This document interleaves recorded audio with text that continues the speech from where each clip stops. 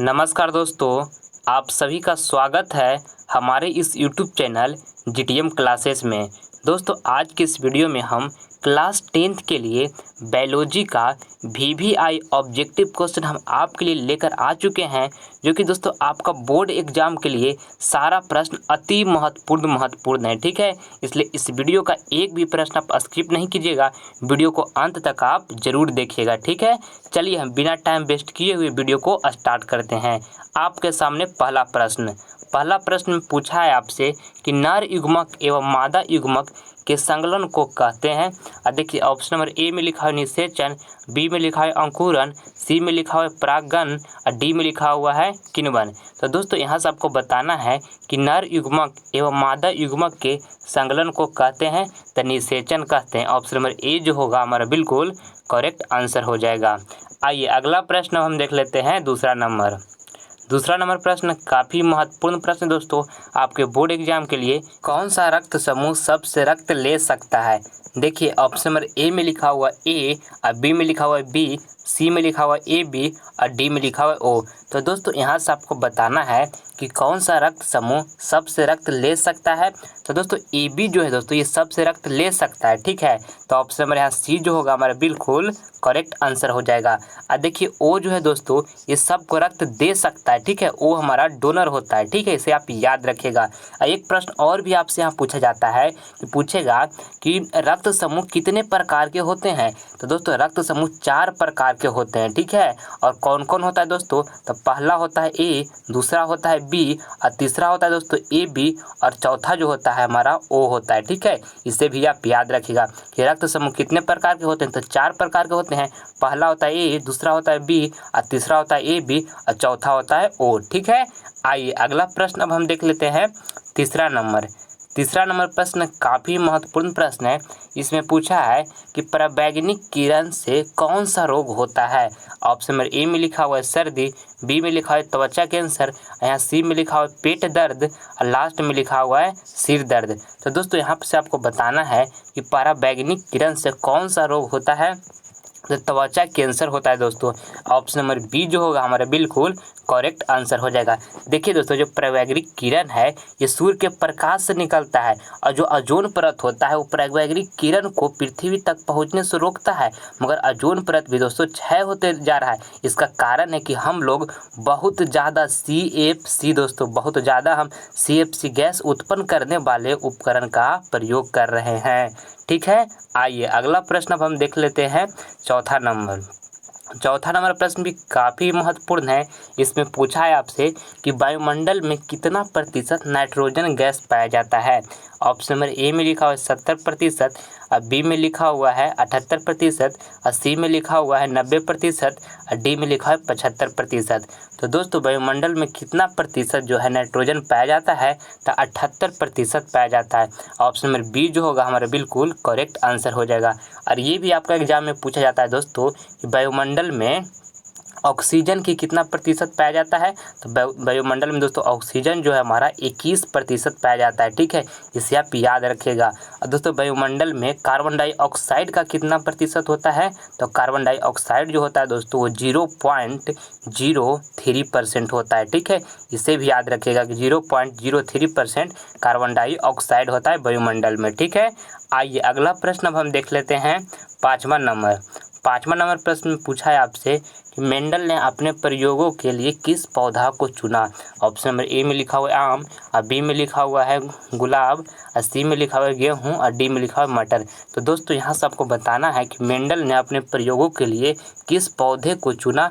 तो मटर को चुना था दोस्तों। ऑप्शन नंबर डी जो होगा हमारा बिल्कुल करेक्ट आंसर हो जाएगा। ठीक है, आइए अगला प्रश्न हम देखते हैं।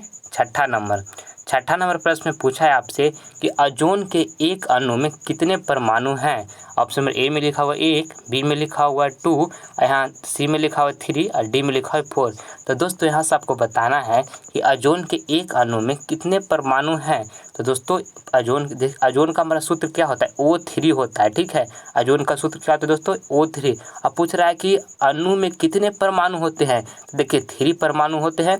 तो ऑप्शन में यहाँ सी जो होगा हमारा बिल्कुल करेक्ट आंसर हो जाएगा। आइए अगला प्रश्न अब हम देख लेते हैं। 7वां नंबर प्रश्न काफ़ी महत्वपूर्ण प्रश्न है आपके बोर्ड एग्जाम के लिए। पूछा है कि जनन कितने प्रकार के होते हैं।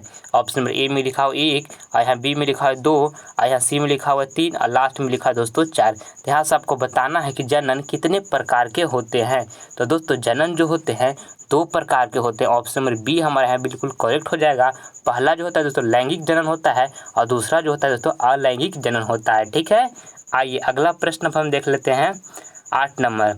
और दोस्तों आगे बढ़ने से पहले आपसे हमारी एक छोटी सी रिक्वेस्ट है कि अगर जो आप अभी तक हमारे चैनल को सब्सक्राइब नहीं किए दोस्तों, तो जल्द इस चैनल को आप सब्सक्राइब कर लें, क्योंकि आप सब्सक्राइब कीजिएगा दोस्तों तो हम आप मोटिवेट रहेंगे और आपके लिए कंटिन्यू दोस्तों अच्छे क्वालिटी वाला वीडियो हमेशा लाते रहेंगे। ठीक है, इसलिए आप सब्सक्राइब नहीं किए तो जल्द इस चैनल को सब्सक्राइब कर लें। ठीक है, देखिए 8 नंबर प्रश्न आपसे यहाँ पूछा गया है कि इंसुलिन की कमी से कौन सा रोग होता है। ऑप्शन में ए में लिखा हुआ है घेंघा, बी में लिखा है मधुमेह, और सी में लिखा है बौनापन, और डी में लिखा हुआ है कोई नहीं। तो दोस्तों यहाँ सबको बताना है कि इंसुलिन की कमी से कौन सा रोग होता है। तो मधुमेह रोग होता है दोस्तों। ऑप्शन नंबर बी जो होगा हमारा बिल्कुल करेक्ट आंसर हो जाएगा। और साथ में ये भी याद रखिएगा कि जो घेंघा रोग है दोस्तों ये आयोडीन की कमी से घेंघा रोग होता है। ठीक है, आइए अगला प्रश्न हम देख लेते हैं 9 नंबर प्रश्न में पूछा है कि रक्त किसके कारण से लाल दिखाई देता है। ऑप्शन नंबर ए में लिखा हुआ है प्लाज्मा, बी में लिखा है प्लेटलेट्स, यहाँ सी में लिखा हुआ है हीमोग्लोबिन, यहाँ डी में लिखा है दोस्तों लसिका।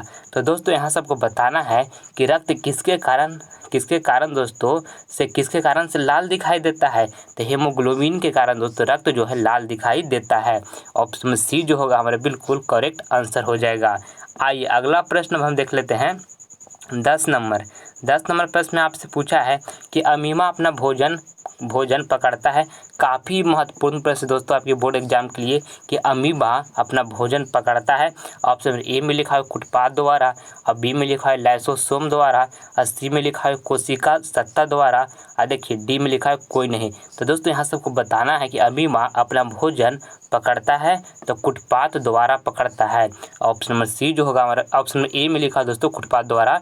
ऑप्शन नंबर ए जो होगा हमारा बिल्कुल करेक्ट आंसर हो जाएगा। आइए अगला प्रश्न हम देख लेते हैं। सारा प्रश्न दोस्तों काफ़ी महत्वपूर्ण प्रश्न है। इस वीडियो का एक भी प्रश्न आप स्किप न करें। सारा प्रश्न आपका मैट्रिक बोर्ड परीक्षा के लिए काफ़ी ही महत्वपूर्ण प्रश्न है इस वीडियो में। ठीक है, देखिए यहाँ से आपसे पूछा गया है कि मस्तिष्क को कितने भागों में बांटा गया है।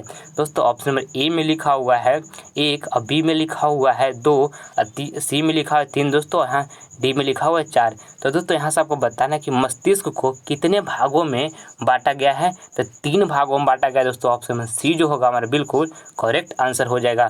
पहला है जो दोस्तों अग्र मस्तिष्क है, और दूसरा है जो दोस्तों मध्य मस्तिष्क है, और तीसरा जो है दोस्तों उपस्थ मस्तिष्क है। ठीक है, इसको भी आप याद रखिएगा तीनों को।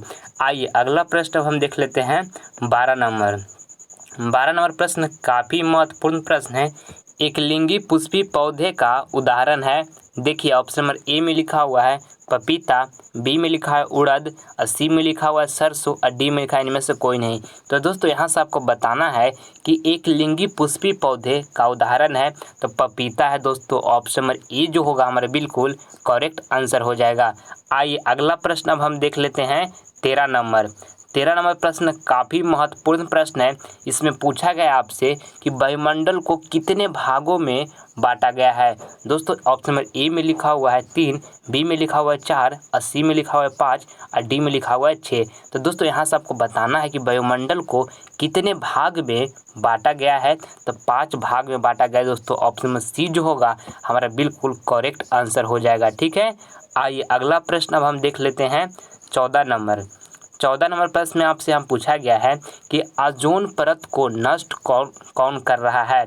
ऑप्शन नंबर ए में लिखा हुआ है कार्बन डाइऑक्साइड, बी में लिखा हुआ है हाइड्रोजन, सी में लिखा हुआ है ऑक्सीजन, और डी में लिखा हुआ है CFC। तो दोस्तों यहाँ से आपको बताना है कि ओजोन परत को नष्ट कौन कर रहा है। तो दोस्तों CFC गैस कर रहा है। ठीक है, ऑप्शन नंबर डी जो होगा हमारा बिल्कुल करेक्ट आंसर हो जाएगा। ठीक है, देखिए CFC जो इसका फुल फॉर्म आपका एग्जाम में भी पूछा जाता है दोस्तों कि CFC का पूरा नाम क्या है। तो याद रखिएगा कि क्लोरोफ्लोरोकार्बन है। ठीक है, क्लोरोफ्लोरोकार्बन। ठीक, आइए अगला प्रश्न अब हम देख लेते हैं 15 15 नंबर प्रश्न काफ़ी महत्वपूर्ण प्रश्न है आपके बोर्ड एग्जाम के लिए दोस्तों। पूछा है इसमें कि मानव हृदय में कितने कोष्ठ होते हैं। ऑप्शन नंबर ए में लिखा हुआ 1, और बी में लिखा हुआ 2, और यहाँ सी में लिखा हुआ 8, और डी में लिखा हुआ 4। तो दोस्तों यहाँ से आपको बताना है कि मानव हृदय में कितने कोष्ठ होते हैं। तो 4 होते हैं दोस्तों। ऑप्शन में है डी जो होगा हमारा बिल्कुल करेक्ट आंसर हो जाएगा। आइए अगला प्रश्न अब हम देख लेते हैं 16 नंबर। 16 नंबर प्रश्न काफ़ी महत्वपूर्ण प्रश्न है। इसमें पूछा है आपसे कि मनुष्यों में गुणसूत्र कितने जोड़ी पाई जाती है। ऑप्शन नंबर ए में लिखा हुआ है 21 जोड़ी, और बी में लिखा हुआ है 22 जोड़ी, सी में लिखा हुआ है 23 जोड़ी, और लास्ट में लिखा है दोस्तों 24 जोड़ी। तो दोस्तों यहाँ से आपको बताना है कि मनुष्यों में गुणसूत्र कितने जोड़ी पाई जाती है। तो 23 जोड़ी पाई जाती है। ठीक है, ऑप्शन नंबर सी जो होगा हमारा बिल्कुल करेक्ट आंसर हो जाएगा। आइए अब हम नेक्स्ट प्रश्न देखते हैं 17 नंबर। अनुवांशिक के पिता किसे कहते हैं। देखिए ऑप्शन नंबर ए में लिखा हुआ है डार्विन को, बी में लिखा हुआ है हेरोल्ड को, सी में लिखा हुआ है मेंडल को, डी में लिखा हुआ है न्यूटन को। तो दोस्तों यहाँ से आपको बताना है कि अनुवांशिक के पिता किसे कहते हैं। तो मेंडल को कहते हैं दोस्तों। ऑप्शन नंबर हमारा सी जो होगा बिल्कुल करेक्ट आंसर हो जाएगा। आइए अगला प्रश्न अब हम देख लेते हैं 18 नंबर। और दोस्तों इसमें से जो प्रश्न आपको याद नहीं है उसे आप नोट कर लें और उसे आप बार बार रिवीजन करते रहें। और दोस्तों ये मेरा गारंटी है कि अगर जो आप अभी से ये काम को करते हैं तो आपका एग्जाम में एक भी प्रश्न ऐसा नहीं होगा जो आपसे छूट जाएगा। ठीक है, इसलिए जो प्रश्न आपको याद नहीं है अभी से आप उसको नोट करते रहें और बार बार रिवीजन उसे करते रहें। देखिए 18 नंबर प्रश्न में आपसे यहाँ पूछा गया है कि पेड़ पौधों की पत्तियां हरा किसके कारण से होता है। देखिए ऑप्शन में ए में लिखा हुआ है लौह अयस्क, और बी में लिखा हुआ है क्लोरीन, और सी में लिखा हुआ है क्लोरोफिल, और डी में लिखा हुआ है मैग्नीशियम। तो दोस्तों यहाँ से आपको बताना है कि पेड़ पौधों की पत्तियां हरा किसके कारण से होता है। तो दोस्तों क्लोरोफिल के कारण से होता है। ऑप्शन में सी जो होगा हमारा बिल्कुल करेक्ट आंसर हो जाएगा। आइए अगला प्रश्न हम देख लेते हैं 19 नंबर। 19 नंबर प्रश्न आपके मैट्रिक बोर्ड परीक्षा के लिए काफ़ी महत्वपूर्ण प्रश्न है। विटामिन बी के कारण कौन सा रोग होता है। देखिए ऑप्शन नंबर ए में लिखा हुआ है एड्स, बी में लिखा हुआ है बेरी, और सी में लिखा हुआ है घेंगा, और डी में लिखा हुआ है मधुमेह। दोस्तों ये प्रश्न आपके बोर्ड एग्जाम के लिए काफ़ी महत्वपूर्ण प्रश्न है। यहाँ से आपको बताना है कि विटामिन बी के कारण कौन सा रोग होता है। तो दोस्तों विटामिन बी के कारण हमारा बेरी रोग होता है। ठीक है, ऑप्शन नंबर यहाँ पर जो बी जो होगा हमारा बिल्कुल करेक्ट आंसर हो जाएगा। और दोस्तों आयोडीन की कमी से दोस्तों घेंघा रोग होता है। ठीक है, इसे भी आप याद रखिएगा। और इंसुलिन की कमी से दोस्तों मधुमेह रोग होता है। ठीक है, ये तीनों का आप अच्छी तरीके से याद रखिएगा। आपका एग्जाम के लिए काफ़ी महत्वपूर्ण प्रश्न है। देखिए मनुष्य का सबसे करीबी संबंधी कौन है। देखिए ऑप्शन नंबर ए में लिखा हुआ है पक्षी, बी में लिखा हुआ है चिंपैंजी, और देखिए सी में लिखा हुआ है बिल्ली, और डी में लिखा हुआ है मछली। तो दोस्तों यहाँ से आपको बताना है कि मनुष्य का सबसे करीबी संबंधी कौन है। तो चिंपैंजी है। ठीक है, ऑप्शन नंबर बी जो होगा हमारा बिल्कुल करेक्ट आंसर हो जाएगा। आइए अगला प्रश्न अब हम देख लेते हैं 21 नंबर।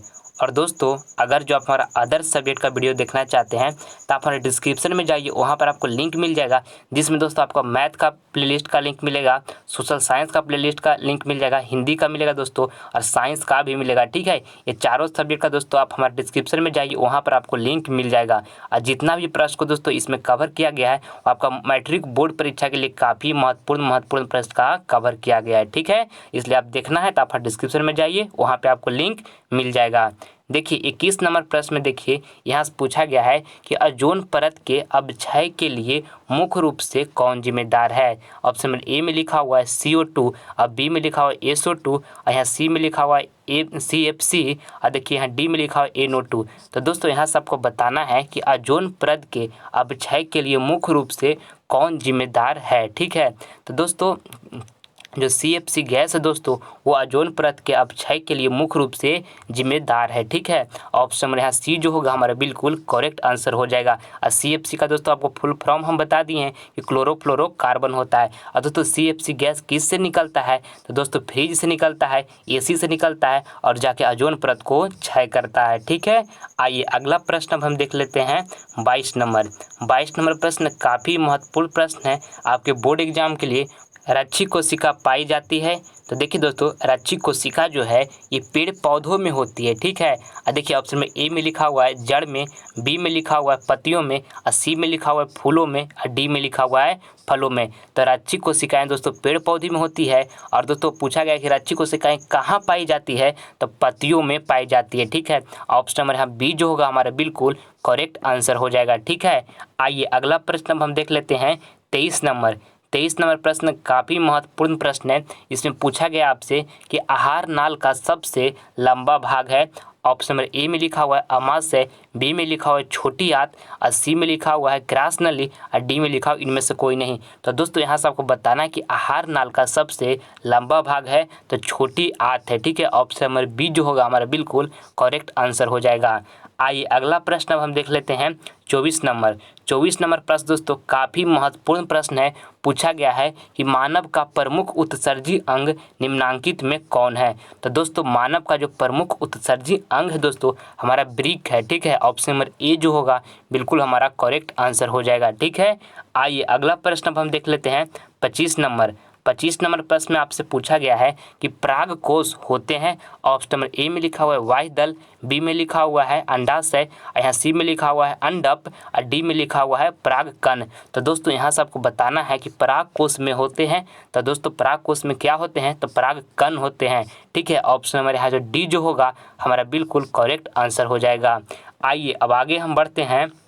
दोस्तों ये प्रश्न जो है आपका HW का प्रश्न दोस्तों आपको होमवर्क में ये प्रश्न दिया जा रहा है, ठीक है।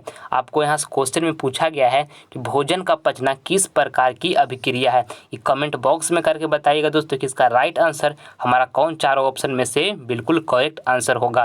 क्वेश्चन में आपसे पूछा गया कि भोजन का पचना किस प्रकार की अभिक्रिया है। ऑप्शन नंबर ए में लिखा हुआ है अपचयन, बी में लिखा हुआ है उपचयन, और सी में लिखा हुआ है संयोजन, और डी में लिखा हुआ है विस्थापन। तो दोस्तों आप कमेंट बॉक्स में करके बताइए कि इसका राइट आंसर कौन होगा, ठीक है। आपका रिप्लाई हम जरूर देंगे।